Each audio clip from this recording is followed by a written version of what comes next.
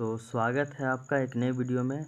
ये हमारा Indian polity का क्लास नंबर 7th है, जिसके अंतर्गत आज हम लोग भाग 2 यानी कि नागरिकता के बारे में पढ़ेंगे।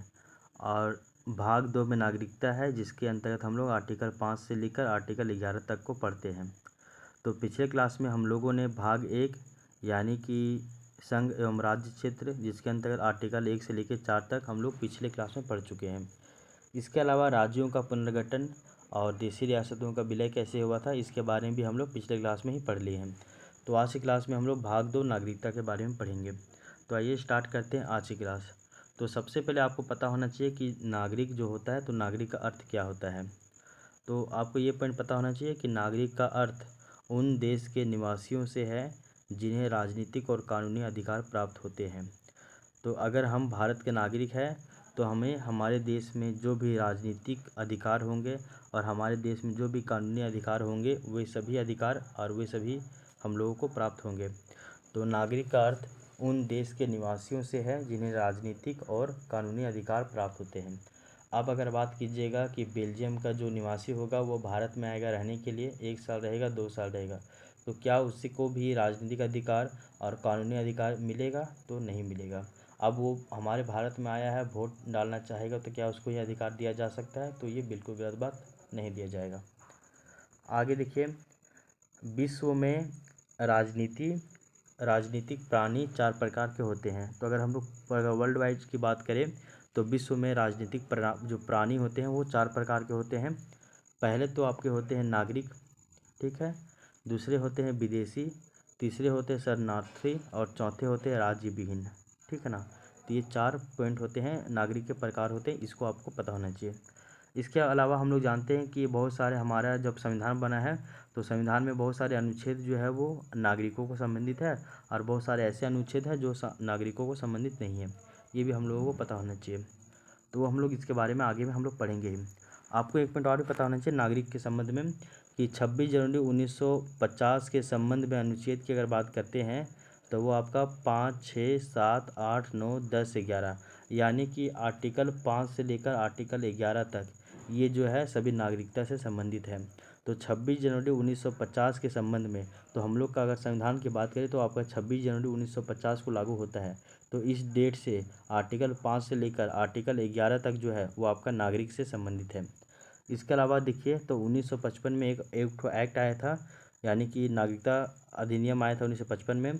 उसके तहत हम लोग ये देखते हैं, सबसे पहले एक्ट आया 1955 में, उसके बाद इसमें संशोधन हुआ 1966 में, फिर 1992 में, फिर 2003 में, उसके बाद 2005 में, फिर 2015 में और उसके बाद 2019 में हम लोग जानते हैं नागरिकता संशोधन अधिनियम हुआ था, CAA, ठीक है। तो यहाँ तक हम लोग पढ़े हैं। तो यहाँ तक आपको पता होना चाहिए कि 26 जनवरी 1950 में आपका संविधान लागू हुआ था। तो उसके अंतर्गत आर्टिकल 5 से लेकर आर्टिकल 11 तक नागरिक से संबंधित है। वहीं 1955 में नागरिकता अधिनियम बना था, उसके बाद 1966 में, फिर 1992 में, उसके बाद 2003 में इसमें संशोधन हुआ, उसके बाद 2005 में, 2015 में और उसके बाद 2019 में इसमें संशोधन हुआ। और 2019 में ही हम लोग CAA यानी कि सिटीजनशिप अमेंडमेंट एक्ट आता है 2019 में, नागरिकता संशोधन अधिनियम। अब हम लोग एक एक करके देखते हैं। पिछले जो क्लास में हम लोग आर्टिकल 4 तक देखे थे, आज हम लोग आर्टिकल 5 से देखते हैं। तो सबसे पहले आपको आर्टिकल 5 के बारे में ये पॉइंट पता होना चाहिए कि 26 जनवरी 1950 को भारत का नागरिक कौन थे। तो एक डेट दिया हुआ है 26 जनवरी 1950। तो 26 जनवरी 1950 को भारत का नागरिक कौन था, इसके बारे में बताया जाता है। तो भारत का नागरिक कौन होगा, कौन नहीं होगा 26 जनवरी 1950 से, इसका जिक्र है आर्टिकल 5 में। इसमें बताया गया कि जिसके पास भारत का मूल निवास है, जिसका जन्म भारत में हुआ हो और जिसके माता पिता या दादा दादी का जन्म भारत में हुआ हो, या फिर भारत का वो नागरिक होंगे। इसके अलावा इसमें बोला गया एक और पॉइंट कि संविधान लागू होने से 5 वर्ष तक वो भारत में निवास कर रहा हो। तो ये चीज़ इसमें बताया गया है। तो पहला जो है आर्टिकल 5 के अंतर्गत बोला गया है कि जिनके मम्मी पापा में से किसी का भारत का नागरिकता हो या फिर उसके भारत का निवासी हो, तो उसको जो है आर्टिकल 5 के तहत नागरिकता मिल जाएगा। और इसके अलावा ये भी बोला गया कि जो भी 26 जनवरी 1950 से भारत में रह रहा है, उन सभी व्यक्तियों को भारत में नागरिकता आसानी से मिल जाएगा। इसी में एक जो है वो एक केस गया था DP जोशी वर्सेस मध्य भारत 1955 में। और इसमें ये बताया गया था कि मूल निवास का अर्थ क्या होता है, इसको जो है वो डिसाइड किया था सुप्रीम कोर्ट। तो मूल निवास का अर्थ होता है भारत का मूल निवास, ना कि किसी राज्य का। तो आप किसी राज्य में कब से रह रहे हैं इससे कोई मतलब नहीं बनता कि अगर आप भारत में मतलब वो राज्य से अर्थ नहीं है, किसी भी स्टेट से अर्थ नहीं है, वो भारत का संदर्भ में देखा जाएगा मूल निवास। ठीक है ना, ये चीज़ आपको पता होना चाहिए। तो डीपी जोशी वर्सेस मध्य भारत 1955 के बाद में मूल निवास को सुप्रीम कोर्ट के द्वारा डिफाइन किया गया था। तो आर्टिकल 5 क्या कहता है, बस एक पॉइंट याद रखिएगा कि 26 जनवरी 1950 से जो भी व्यक्ति भारत में रह रहा हो या फिर उनके माता पिता दादा दादी उनमें से जो है भारत का कोई निवासी हो, या फिर उनमें से उन लोगों को अगर यहाँ भारत में लोग रह रहे हो, तो ऐसे में उनको 26 जनवरी 1950 के बाद जो अगर कोई रह रहे हैं तो उनको आर्टिकल 5 के तहत नागरिकता आसानी से मिल जाएगा। सिंपल सा बात है। आर्टिकल 6 के बारे में बताया गया है कि जो लोग पाकिस्तान से भारत आए हैं, तो पाकिस्तान से भारत आने वाले लोगों के बारे में प्रावधान। तो एक पॉइंट बताया गया कि अगर भैया आप 26 जनवरी 1950 से भारत में रह रहे हो तो आपको भारत का नागरिकता मिल जाएगा।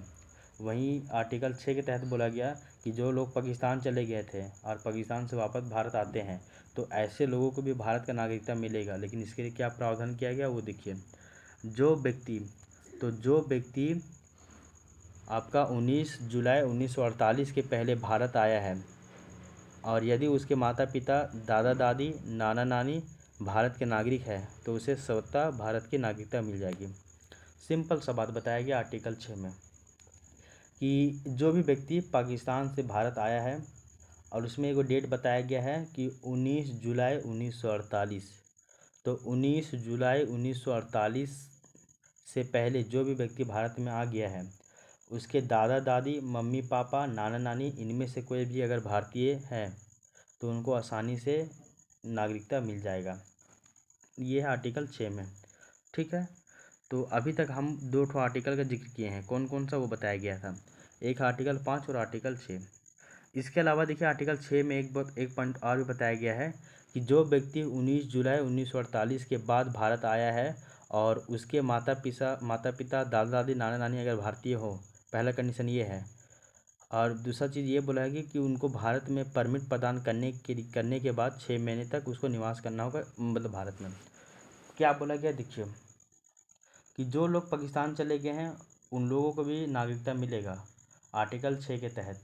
और उसमें ये बात बोला गया कि जो भी व्यक्ति 19 जुलाई 1948 के बाद 19 जुलाई 1948 से पहले अगर भारत में आ जाता है तो वैसे लोगों को भारत का नागरिकता मिलेगा यदि उनके दादा दादी नाना नानी मम्मी पापा में से कोई भी भारतीय हो, पहला पॉइंट। दूसरा पॉइंट बताया गया कि वैसे व्यक्तियों को भारत में आकर 6 महीना रहना पड़ेगा और 6 महीने रहने के बाद उनको फिर से जो है वो इसके लिए अप्लाई करना पड़ेगा, किसके लिए, तो वो जो है वो आपका नागरिकता के लिए अप्लाई करना पड़ेगा और उसके बाद फिर जो है उसके बाद आपको नागरिकता दे दिया जाएगा। तो यहाँ तक आपको पता होना चाहिए। ठीक है, तो ये था आपका आर्टिकल 6 में। तो आर्टिकल 5 में 26 जनवरी 1950 से जो भी भारत के निवासी हैं भारत में रह रहे हैं सबको नागरिकता मिलेगा। और आर्टिकल 6 में 19 जुलाई 1948 वाला कंडीशन लगता है। वहीं अगर आर्टिकल 7 की बात करें तो आर्टिकल 7 के अंतर्गत क्या है वो देखिए। आर्टिकल 7 में जो है वो एक प्रावधान किया गया। आर्टिकल 7 में क्या है देखिए, आर्टिकल 7 में ये बोला गया कि भारत से पाकिस्तान जाने वालों को नागरिकता का प्रावधान, कि जो लोग भारत में रहते हैं फिर वो अगर भारत से अगर पाकिस्तान चले जाते हैं तो ऐसे में उनका क्या होगा कंडीशन वो देखिए। तो भारत से पाकिस्तान जाने वाले लोगों में प्रावधान किया गया इसके बारे में। तो एक डेट बताया गया कि यदि कोई व्यक्ति 1 मार्च 1947 से पहले भारत से पाकिस्तान गया तो उसे जो है वो भारत की नागरिकता नहीं मिलेगी। एक डेट बताया गया था कि कोई व्यक्ति 1 मार्च 1947 से पहले भारत से पाकिस्तान चला गया तो वैसे में उस व्यक्ति को भारत का नागरिकता नहीं मिलेगा। लेकिन उस व्यक्ति को अगर भारत का नागरिकता चाहिए तो उसके लिए जो है वो आर्टिकल 6 का कंडीशन फिर अप्लाई होगा। और आर्टिकल 6 में यही बताया गया है कि कोई भी व्यक्ति को जो है नागरिकता लेना है तो फिर भैया 19 जुलाई 1948 से पहले अगर वो आ जाता है तो उसको भारत का नागरिकता मिल जाएगा, लेकिन उसके लिए फिर यहाँ पे 6 महीना उसको रहना भी पड़ेगा।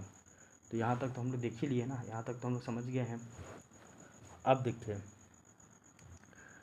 यहाँ बोला गया है आर्टिकल 7 में कि यदि कोई व्यक्ति 1 मार्च 1947 से पहले भारत से पाकिस्तान गया तो उसे भारत की नागरिकता नहीं मिलेगी। यदि वो 1 मार्च 1947 के बाद जाता है और 19 जुलाई 1948 से पहले आ जाता है तो उसे भारत की नागरिकता मिल जाएगा।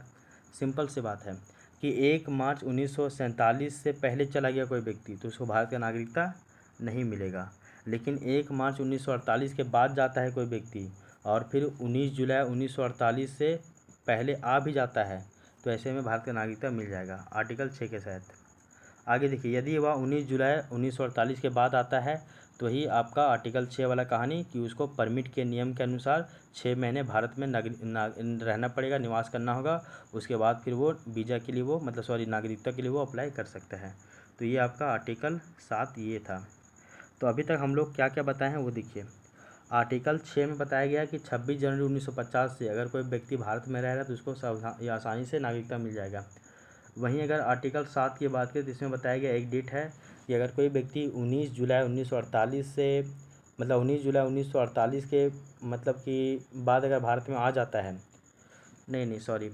एक बताया जाता है कि व्यक्ति जो है वो 19 जुलाई 1948 से पहले अगर भारत में आ जाता है, पाकिस्तान में जो लोग चला गया, पाकिस्तान से जो लोग भारत आते हैं, इसके बारे में आर्टिकल 7 में जिक्र है कि जो लोग पाकिस्तान से भारत में 19 जुलाई 1948 से पहले आ जाते हैं तब उसको भारत का नागरिकता मिल जाएगा, दादा दादी मम्मी पापा नाना नानी के आधार पे। लेकिन उसको 6 महीने का यहाँ पे निवास करना होगा। ठीक है ना, ये आपका आर्टिकल 7 में ये पॉइंट कहा गया था। ठीक है ना, ये हम लोग जानते हैं। 5 में हम लोग देखें कि आपका 26 जनवरी वाला, 6 में हम लोग देखें कि आपका 19 जुलाई वाला, जबकि 7 में आर्टिकल 7 में हम लोग देखें यदि कोई व्यक्ति 1 मार्च 1947 से पहले चला गया है कहाँ, भारत छोड़ के पाकिस्तान, तो उसको नागरिकता नहीं मिलेगा। लेकिन वही व्यक्ति 1 मार्च 1947 के बाद अगर जाता है और 19 जुलाई 1948 से पहले आ जाता है तो उसको आर्टिकल 6 के तहत नागरिकता मिल जाएगा। तो ये 7 में कहा गया है। अब देखिए आर्टिकल 8 की बात कर रहे हैं कि आर्टिकल 8 में बोला गया है कि भारत के बाहर रहने वाले भारतीय उद्भव के कुछ व्यक्तियों के नागरिकता के अधिकार, यानी कि वो निवासी है भारत के लेकिन वो भारत के क्षेत्र से बाहर रहते हैं तो ऐसे में उनका नागरिकता रहेगा कि चला जाएगा वो देखिए। इसके बारे में बताया जाता है कि यदि उस व्यक्ति के माता पिता दादा दादी या फिर नाना नानी अगर भारत के नागरिक है तो ऐसे में उन लोगों का भी यहाँ पे अधिकार या फिर हक होता है। यानी कहने का अर्थ है कि वैसे व्यक्ति जो भारत से बाहर रहते हैं, चाहे वो शिक्षा के लिए गए हों, चाहे वो पढ़ने के लिए गए हों, चाहे वो नौकरी करने के लिए गए हों, तो ऐसे में जो भारत से बाहर रह रहे हैं भारतीय उद्भव के कुछ व्यक्ति, तो उनका नागरिक संबंधी अधिकार है कि नहीं है, तो अधिकार है। यदि उनमें माता पिता दादा दादी नाना नानी में अगर कोई भी नागरिक है भारत के तो उनको भारत का नागरिकता आसानी से मिल ही जाएगा। आगे देखिए आर्टिकल 9। आर्टिकल 9 में कहा गया है कि यदि किसी व्यक्ति या नागरिक से भारत की नागरिकता छोड़ किसी अन्य देश की नागरिकता को स्वेच्छा से ग्रहण कर लिया जाता है तो ऐसे स्थिति में जो है भारत का नागरिकता वो स्वतः समाप्त हो जाती है। आर्टिकल 9 में बोला गया है कि नागरिकता का समाप्त होना, यानी कि अगर कोई व्यक्ति अपना भारत का नागरिकता छोड़ देता है और दूसरे देश का नागरिकता ले लेता है तो सिंपल सी बात है कि इसका नागरिकता जो है वो समाप्त हो जाएगा। अब देखिए आर्टिकल 10 की बात किया जा रहा है। आर्टिकल 10 में बोला गया है कि नागरिकता के अधिकारों को संसद के संशोधन करने तक ये बना रहना, अर्थात अनुच्छेद 5, 6, 7, 8, 9 में दिए गए सभी प्रावधान जो है वो संसद की अनुमति तक बने रहेंगे। तो कहने का अर्थ है कि आर्टिकल 10 में एक पॉइंट याद रखिएगा कि अगर हमको भैया नागरिकता संबंधी कोई भी अनुच्छेद है इसमें अगर किसी भी तरह का चेंजेस करना होगा तो आपको संसद के द्वारा ही किया जा सकता है। तो जब तक संसद ये बात ना कहे तो तब तक जो है वो आपका नागरिकता बना रहेगा। तो नागरिकता का बना रहना आर्टिकल 10 के तहत, और नागरिकता संबंधी कोई भी कानून बनेगा वो आर्टिकल 10 के तहत ही बनता है, संसद बनाएगा। अच्छा, ये भी याद नहीं भी रहे तो इतना याद रखिएगा कि आर्टिकल 10 में जो है वो नागरिकता का बना रहना आर्टिकल 10 के तहत, ठीक है ना, इतना याद रखिएगा। और आर्टिकल 11 में केवल इतना याद रखिएगा, आर्टिकल 11 में कि आपका जो है नागरिकता के संबंध में विधि बनाने का यानी कि कानून बनाने का अधिकार जो है वो सिर्फ भारत के संसद को प्राप्त है। अतः राज्य सरकार या विधानमंडल नागरिकता के संबंध में विधि बनाने का अधिकार नहीं रखता है, किसी भी तरह का राइट नहीं रखता है। तो ये था आपका नागरिकता वाला जितना भी आर्टिकल था, तो वो हम लोग पढ़ चुके हैं। एक बार इसको हम लोग रिकॉल करते हैं। तो हम लोग सबसे पहले पढ़े क्या, तो आर्टिकल 5 के बारे में। आर्टिकल 5 में हम लोग जाने कि जो भी 26 जनवरी 1950 से भारत में रह रहे हैं उन सभी को भारत का नागरिकता मिल जाएगा। उसके बाद आर्टिकल 6 में बताया गया है कि जो लोग पाकिस्तान से भारत में आना चाहते हैं और नागरिकता प्राप्त करना चाहते हैं तो उनके लिए एक डेट दिया गया है 19 जुलाई 1948 से पहले अगर वो व्यक्ति भारत में आ जाता है और उस व्यक्ति के दादा दादी मम्मी पापा नाना नानी में से कोई भारत के नागरिक है तो ऐसे में उनको नागरिकता दिया जा सकता है, लेकिन उनको 6 महीने के लिए भारत में रहना होगा। उसके बाद नागरिकता के लिए अप्लाई करना होगा। सिंपल सी बात है। अब देखिए आर्टिकल 7। आर्टिकल 7 में ये बात बोला गया है कि जो व्यक्ति भारत से पाकिस्तान चला गया है फिर पाकिस्तान से वापस भारत आ गया है फिर उसको नागरिकता चाहिए तो ऐसे में क्या प्रावधान होना चाहिए। तो इसके लिए बोला गया है यदि कोई व्यक्ति 1 मार्च 1947 से पहले भारत छोड़कर पाकिस्तान चला गया उसको भारत का नागरिकता नहीं मिलेगा। लेकिन यदि कोई व्यक्ति 1 मार्च 1947 के बाद जाता है और 19 जुलाई 1948 से पहले आ जाता है तो ऐसे में उसको भारत का नागरिकता मिल जाएगा, यद्यपि उनके नाना नानी मम्मी पापा दादा दादी कोई एक जो है वो भारतीय हो। इसके अलावा यदि उस व्यक्ति को भारत में जो आता है 19 जुलाई 1948 के जो है मतलब कि पहले आ जाता है तो उसको भारत का नागरिकता जो है वो स्वतः मिल जाएगा। लेकिन अगर वो व्यक्ति 19 जुलाई 1948 के बाद आता है तो ऐसे में उसको फिर 6 महीना यहाँ भारत में रहना पड़ेगा, फिर उसको वीज़ा के लिए मतलब नागरिकता के लिए अप्लाई करना पड़ेगा। एक बताया गया कि 1 मार्च 1947 से पहले चला जाएगा और 19 जुलाई 1948 से पहले आ जाता है तो उसको स्वतः ही नागरिकता मिल जाएगा। लेकिन अगर वो 19 जुलाई 1948 के बाद आता है तो फिर उसको भारत में 6 महीने रहना पड़ेगा, उसके बाद वो नागरिकता के लिए अप्लाई करेगा। इसके अलावा आर्टिकल 8 में बताया गया है कि भारत के बाहर रहने वाले भारतीय उद्भव के जो है व्यक्ति है उनका नागरिकता संबंधी अधिकार, यानी आर्टिकल 8 में बोला जाता है कि नागरिकता का मतलब कि नागरिकता का अधिकार, नागरिकता का बना रहना, इसकी बात की जा रही है। आर्टिकल 8 में बोला जा रहा है कि भारत में जो रहने वाले लोग हैं अगर वो किसी कारणवश बाहर में रहते हैं, काम नौकरी शिक्षा के लिए रहते हैं बाहर में, तो उनका नागरिकता के लिए अधिकार है कि नहीं है, तो उनका अधिकार बना रहेगा। आर्टिकल 9 भी बोलता है कि यदि किसी व्यक्ति या नागरिक ने भारत की नागरिकता का छोड़ देता है, मतलब कि आर्टिकल 9 में बोला जाता है कि अगर कोई व्यक्ति नागरिकता अगर छोड़ देता है या फिर दूसरे देश का नागरिकता ले लेता है तो नागरिकता यहाँ का भारत का समाप्त हो गया। तो आर्टिकल 9 में नागरिकता का समाप्ति लिखा गया है। आर्टिकल 10 में बोला गया है कि जो है वो नागरिकता का बना रहना, तो ये तब तक बना रहेगा जब तक इसमें संसद कोई हस्तक्षेप ना करे। आर्टिकल 11 में बताया गया कि नागरिकता से संबंधित अगर कोई भी विधि बनाना है तो वो संसद को ही अधिकार है, राज्य सरकार या फिर विधानमंडल को ये अधिकार नहीं है। इस वाले पॉइंट को भी आप याद रखिएगा। आगे देखिए इसमें बताया गया है संसद ने अपने इस अधिकार का प्रयोग किया भी है और नागरिकता संशोधन अधिनियम 1955 लाया था।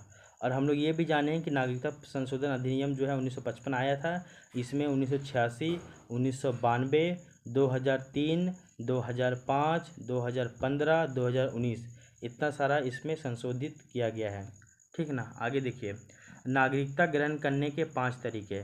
तो अगर नागरिकता ग्रहण करने की बात करें तो नागरिकता लेने का जो है वो 5 गो तरीका है। किसके तहत, तो नागरिकता अधिनियम 1955 के तहत जो है वो 5 गो तरीका है।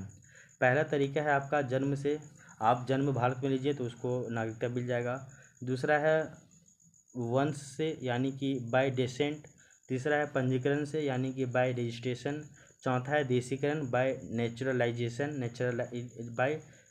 नेचुरलाइजेशन, और पांचवा है किसी भूभाग के भारत में मिलाने पे यानी कि bye incorporating any land area. तो ये है जन्म से कैसे होता है वो देखिए। यदि किसी बच्चे का जन्म भारत में हुआ तो उसके माता पिता में से कोई एक भारतीय हो तो उनको मतलब कि नागरिकता संशोधन अधिनियम 1986 के तहत, और दूसरा अवैध प्रवासी ना हो तो 2003 जो है संशोधन अधिनियम, इसके तहत तो उसको फिर नागरिकता मिल जाएगा। यदि कोई व्यक्ति का, अगर कोई बच्चे का जन्म अगर भारत में होता है तो उसके अगर माता पिता में से अगर कोई भारत का नागरिक हो तो उसको जन्म से ही भारत का नागरिकता मिल जाएगा। लेकिन इसमें एक बताया गया है कि आपका जो नागरिकता संशोधन अधिनियम 1986 याद रखिएगा कि उनमें से कि भारत का नागरिक होना चाहिए उनके माता पिता। और आपका बताया गया कि नागरिकता संशोधन अधिनियम जो कि 2003 है, उसमें ये बात बताया गया कि अवैध प्रवासी ना हो, इलीगल माइग्रेट नहीं करके आया हो तो उसके माता पिता। वंश से क्या बोला गया है, यदि अगर किसी व्यक्ति का जन्म यदि भारत से बाहर हुआ है तो और उसके माता पिता में से अगर कोई भारतीय हो तो उनको 1992 का जो संविधान संशोधन है इसके तहत 1992 का जो नागरिकता संशोधन है इसके तहत उनको जो है नागरिकता मिल जाएगा। कहने का अर्थ है, अगर किसी बच्चे का जन्म भारत में होता है तो उसको भारत का नागरिकता मिल जाएगा। अगर वो गैर प्रवासी ना हो उसके माता पिता, यानी कि जो है आपका 2003 के संशोधन के तहत, तो उनको जो है वो भारत का नागरिकता मिल जाएगा। यदि किसी बच्चे का जन्म भारत से बाहर होता है और उसके माता पिता अगर भारतीय हों तो उनको भारत का नागरिकता मिल जाएगा। किसके तहत, तो 1992 के संविधान मतलब 1992 के नागरिकता संशोधन अधिनियम के तहत। तीसरा बताया गया है, जन्म के 1 वर्ष के अंदर भारतीय नागरिकता अधिकारी से पंजीकरण अवश्य कराया हो। कहने का अर्थ ये भी है कि जब उसका जन्म हो गया है तो जन्म के 1 साल के भीतर ही, 1 साल के अंदर ही उसको भारतीय नागरिकता जो अधिकारी है, तो भारतीय नागरिकता अधिकारी से उसको रजिस्ट्रेशन करवाना बहुत ज़रूरी है। अगर आप जन्म प्रमाण पत्र नहीं बनाएंगे तो आपको नागरिकता में बहुत प्रॉब्लम होता है, ये जानते हैं ना। ठीक, बस इसी तरह। इसके अलावा तीसरा जो है वो आपका पंजीकरण बनता है। और पंजीकरण के माध्यम से कैसे होता है वो देखिए, कोई व्यक्ति पंजीकरण के माध्यम से भी भारत की नागरिकता ग्रहण कर सकता है। और पंजीकरण के माध्यम से अगर भारत की नागरिकता उसको लेना है तो उसके लिए पहले उसको 6 महीना का, हम लोग जानते थे आर्टिकल 6 के तहत उसको 6 महीना भारत में निवास करना पड़ता था। फिर उसके बाद हम लोग 1986 के तहत हम लोग उसको 6 साल कर दिए। उसके बाद हम लोग 2019 के तहत उसको 7 साल कर दिए। तो अब जो है वो 7 साल वो भारत में निवास उसको करना पड़ेगा। उसके बाद 7 साल के बाद वो नागरिकता के लिए अप्लाई कर सकता है। तो कोई भी व्यक्ति पंजीकरण के माध्यम से भी भारत की नागरिकता ग्रहण कर सकता है यदि 6+1 यानी कि 7 साल वो भारत में निवास कर रहा हो तो, ठीक है ना। उसके बाद देशीकरण के बारे में बताया गया है, तो भारत की 8वीं अनुसूची में किसी भी भाषा का जो है किसी भी भाषा का ज्ञाता हो। देशीकरण के माध्यम से कैसे होता है, तो उसको भारत की जो 8वीं अनुसूची है, 8वीं अनुसूची में जो आपका 22 गो भाषा है, 22 गो भाषा में कोई एक भाषा उसको पता होना चाहिए। इसके अलावा विज्ञान और कला और साहित्य में वो अच्छा होना चाहिए। इसके अलावा भारत में जो है वो 10 साल से वो निवास करना भी चाहिए। इसके अलावा उसका चरित्र भी अच्छा होना चाहिए। इसके अलावा वो किसी ऐसे देश का निवासी नहीं होना चाहिए जहाँ के नागरिकों को देशीकरण के आधार पर नागरिकता ग्रहण करने पर रोक हो। तो ऐसे कोई भी देश से वो संबंधित नहीं होना चाहिए। तो ऐसे में उसको फिर जो है वो देशीकरण के माध्यम से भारत का नागरिकता मिल जाएगा। इसके अलावा देखिए एक पॉइंट और है आपका कि किसी भूभाग को भारत में मिलाकर, तो अगर कोई भी भूभाग को अगर भारत में मिला लेते हैं तो ऐसे में जितना भी क्षेत्र हम लोग मिलाए हैं उन सभी नागरिकों को भारत का नागरिकता देना पड़ेगा ना। तो यदि किसी भूभाग को भारत में मिलाया जाता है तो उस भूभाग पर निवास करने वाले लोग भारत के नागरिक जो है वो बन जाते हैं स्वतः। परंतु ऐसा करना भारत सरकार पर निर्भर करता है कि वो करेगा कि नहीं करेगा। हम लोग जानते हैं कि 35वां संविधान संशोधन के तहत सिक्किम 1974 में स्वराज्य बना, जबकि 36वां संविधान संशोधन 1975 के तहत सिक्किम जो है वो राज्य बन जाता है। फिर गोवा, फिर पुडुचेरी के बारे में हम लोग जानते हैं। तो ये सभी के बारे में जैसे एग्जाम्पल यहाँ बताया गया है कि अगर कोई क्षेत्र को हम लोग भारत में मिलाते हैं तो उसके जो नागरिक है वो स्वतः भारत के जो है वो नागरिक बन जाते हैं। तो ये संबंध करता है कि भारत सरकार इसके ऊपर क्या डिसीजन लेता है, ठीक है ना। अब आगे देखिए, भारत में नागरिकता की विशेषता देखते हैं। तो अभी हम लोग नागरिकता से संबंधित 5 से लेके 11 तक आर्टिकल देख लिए। उसके बाद जो है हम लोग नागरिकता ग्रहण करने का 5 तरीका देखे। एक है आपका जन्म से, एक है आपका पंजीकरण के माध्यम से, उसके बाद तीसरा है आपका जन्म हो गया, पंजीकरण हो गया। उसके बाद हम लोग तीसरा देखे वंश से, वंश परंपरा के आधार पे। चौथा देखे देशीकरण के आधार पे। पांचवा देखे किसी भूभाग को अगर भारत में मिला लिया जाता है तो उससे भी जो है उसको नागरिकता दे दिया जाता है। इसके बाद हम लोग देख रहे हैं भारत में नागरिकता की विशेषता। तो भारत में नागरिकता की विशेषता देखें तो वो आपका एकहरी नागरिकता यानी कि सिंगल जो है सिटीजनशिप है। अमेरिका की जैसा नहीं है कि स्टेट का अलग और आपका अमेरिका का मतलब कि जो है देश का अलग और राज्य का अलग नागरिकता नहीं है। यह प्रावधान अगर हम लोग देखें तो वो ब्रिटेन के संविधान से लिया गया है। अतः भारत में केंद्र और राज्य का दोनों का एक ही नागरिकता है, अलग अलग नहीं है। इस वाले पॉइंट को भी आपको पता होना चाहिए। इसके अलावा देखिए 1955 में जो नागरिकता संशोधन अधिनियम आया था, इसके तहत देखिए इसमें 3 चीज़ का जिक्र किया गया है नागरिकता संशोधन अधिनियम 1955 में। एक है आपका परित्याग। परित्याग का अर्थ क्या होता है वो देखिए। तो परित्याग का अर्थ होता है आपका रिन्यूंसिएशन। तो रिन्यूंसिएशन अर्थ इसका मतलब होता है परित्याग। दूसरा है आपका खत्म करना। खत्म करना कहने का अर्थ है आपका टर्मिनेशन। और तीसरा है आपका वंचित करना यानी कि डिप्राइवेशन। तो रिन्यूंसिएशन, टर्मिनेशन और डिप्राइवेशन यानी कि परित्याग, खत्म करना और वंचित करना, ये तीनों जो है वो नागरिकता संशोधन अधिनियम 1955 से संबंधित था। इसके बारे में भी हम लोगों को जानना होगा। एक एक करके देखते हैं। परित्याग का अर्थ क्या होता है? यदि कोई नागरिक स्वेच्छा से अपनी नागरिकता त्याग देता है तो उसको हम लोग बोलते हैं परित्याग। खत्म करना क्या होता है? देखो, यदि कोई नागरिक किसी दूसरे देश की नागरिकता ग्रहण कर लेता है तो उसकी जो है भारतीय नागरिकता समाप्त होती है या फिर ख़त्म कर दी जाती है। तो परित्याग यानी कि एक वर्ड याद रखना है आपका, रेन्यूंसिएशन। तो परित्याग कैसे होता है, खुद से आपको परित्याग कर दीजिए। खत्म करना, टर्मिनेशन क्या होता है वो भी हम लोग समझ गए हैं। अब हम लोग देखते हैं वंचित करना यानी कि डिप्राइवेशन। तो डिप्राइवेशन की बात करते हैं, वंचित करना इसके बारे में पढ़ते हैं। यदि किसी व्यक्ति को नागरिकता ग्रहण करने के 5 वर्ष के अंदर 2 वर्ष से अधिक की सज़ा होती है तो उसे नागरिकता से वंचित कर दिया जाता है। कहने का अर्थ ये है कि अगर कोई व्यक्ति है उसको नागरिकता मिल गया है, नागरिकता दे दिया गया है सरकार के द्वारा, और नागरिकता मिलने के 5 साल के अंदर ही वो ऐसा कुछ काम कर दे कि उसको 2 साल के लिए या फिर 3 साल के लिए उसको सज़ा मिल गया है, तो वैसे में उसको नागरिकता से हम लोग क्या कर देंगे, वंचित कर देते हैं। तो वंचित किसको कहा जाता है, फिर आपका ख़त्म करना किसको कहते हैं, और परित्याग करना किसको कहते हैं, ये तीनों वर्ड हम लोग समझ गए हैं, ठीक है ना। इसके अलावा जानिए, अगर कोई नागरिक भारत से लगातार 7 वर्ष तक बाहर रहता है बिना किसी भारतीय अथॉरिटी या पदाधिकारी को, जो प्राधिकरण है, इसको बिना सूचना दिए हुए, तो ऐसे में भी उसका नागरिकता ख़त्म हो जाता है।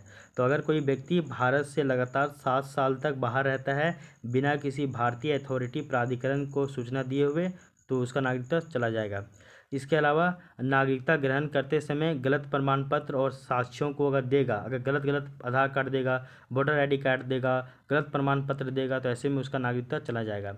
देशद्रोह, ऐसी घटनाओं में अगर वो लिप्त होगा, देशद्रोह जैसी आतंकवाद फैलाने में अगर इस तरह का घटना में वो संलिप्त होगा, तो ऐसे में फिर उसका नागरिकता जो है वो चला जाएगा, यानी कि उसका वंचित कर दिया जाएगा। तो वंचित करने के अंतर्गत हम लोग किसको शामिल करते हैं, तो बताया कि अगर नागरिकता उसको दे दिया गया है, उसके बाद उसको 5 साल के भीतर ही उसको 2 साल की सज़ा मिल गया है, तो वैसे में उसको वंचित कर देंगे। फिर अगर कोई व्यक्ति नागरिकता लेने के बाद अगर 7 साल तक बाहर रहता है बिना किसी भारतीय अथॉरिटी को सूचना दिए हुए, तो वैसे में फिर उसको वंचित कर देंगे। नागरिकता गलत लेते समय गलत प्रमाण पत्र बनाएगा, तो ऐसे में फिर उसको वंचित कर देंगे। देशद्रोह जैसी घटनाओं में अगर वो लिप्त होगा, तो ऐसे में फिर उसको भी हम लोग क्या कर देते हैं, तो उसको हम लोग जो है वो मतलब वंचित कर देते हैं। तो नागरिकता संशोधन अधिनियम 1955 में 3 गो वर्ड याद रखना है, परित्याग, खत्म करना और एक आपका वंचित करना। उसके बाद देखते हैं नागरिकता संशोधन अधिनियम 2019 की बात करते हैं।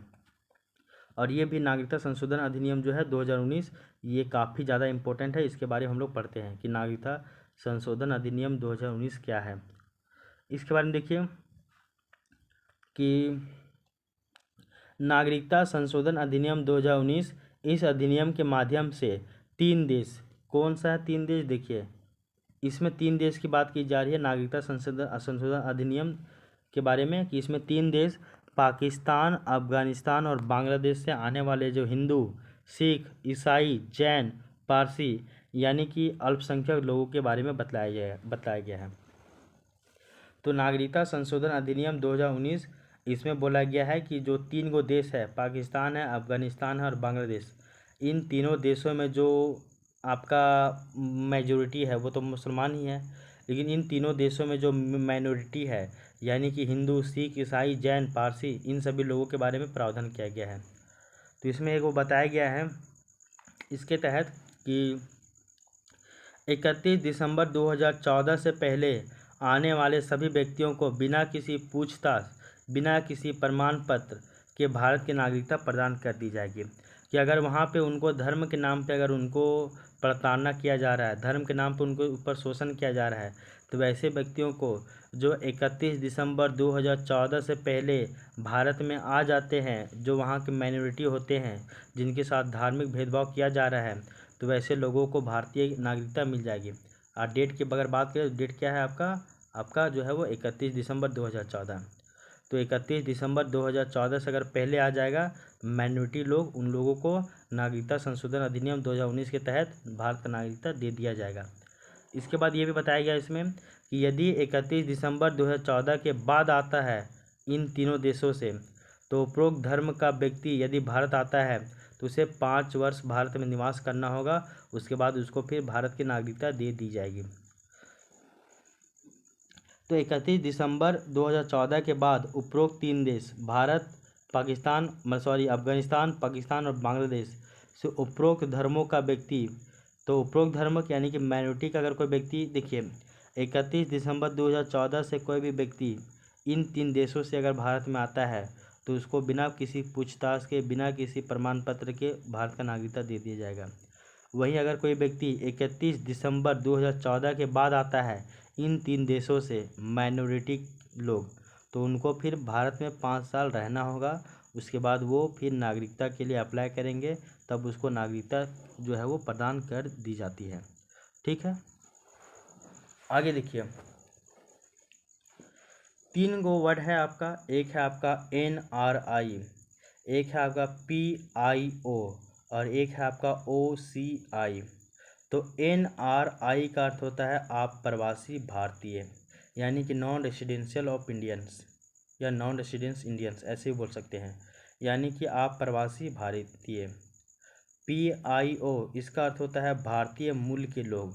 क्या है? भारतीय मूल के लोग, जिसको इंग्लिश में बोलते हैं person of India origin, person of Indian origin. तो NRI कहने का अर्थ है non residence of India, non residence of India NRI, यानी कि आप प्रवासी भारतीय। जबकि PIO कहने का अर्थ है पर्सन ऑफ इंडियन ऑरिजिन, यानी कि भारतीय मूल के लोग। वहीं OCI जिसका अर्थ होता है ओवरसीज सिटीजन ऑफ इंडियन, तो इंडिया, तो OCI overseas citizen of India, यानी कि समुद्र पार भारतीय। क्या बोला है? समुद्र पार भारतीय। तो जो आपके NRI लोग होते हैं वे कहाँ रहते हैं? तो ये भी विदेश में रहते हैं, भारत में रहते नहीं हैं। अगर हम लोग बात करें क्या NRI भारत में आके वोट दे सकते हैं, तो ये बिल्कुल सही बात है, ये वोट दे सकते हैं। एक है आपका PRI यानी कि पर्सन ऑफ इंडियन ऑरिजिन, तो ये भी निवास करते हैं विदेश में ही, और क्या ये आकर वोट दे सकते हैं? तो ये वोट नहीं दे सकते हैं। फिर आते हैं आपके OCI यानी कि ओवरसीज सिटीजन ऑफ इंडिया, यानी समुद्र पार भारतीय। ये भी कहाँ रहते हैं? तो ये भी भारत के बाहर रहते हैं, यानी विदेश में ही। तो क्या ये भी भारत में आके वोट दे सकते हैं? तो नहीं, ये वोट नहीं दे सकते हैं। तो NRI ये विदेश में रहते हैं और ये वोट दे भी सकते हैं, नॉन रेसिडेंस ऑफ इंडियन या इंडिया। PIO और OCI ये दोनों विदेश में ही रहते हैं, लेकिन ये भारत में आके वोट नहीं दे सकते हैं। इस वाले पॉइंट को भी आपको पता होना चाहिए। इसके बाद देखिए, इनको भारत में आने, निवास करने इत्यादि अधिकार प्राप्त होते हैं। नागरिकता संशोधन अधिनियम 2015 के माध्यम से PIO और OCI को मिलाकर एक कर दिया गया है और वर्तमान में इसको OCI श्रेणी कहा जाता है। तो जो नागरिकता संशोधन अधिनियम 2015 आया था, इसके तहत क्या किया गया कि जो आपका PIO है यानी कि पर्सन ऑफ इंडियन ओरिजिन, इसको, और OCI यानी कि ओवरसीज सिटीजन ऑफ इंडिया, इन दोनों को मिलाकर PIO और OCI इन दोनों को मिलाकर अब क्या कर दिया गया है? तो OCI श्रेणी में इसको डाल दिया गया है, OCI श्रेणी कर दिया गया है।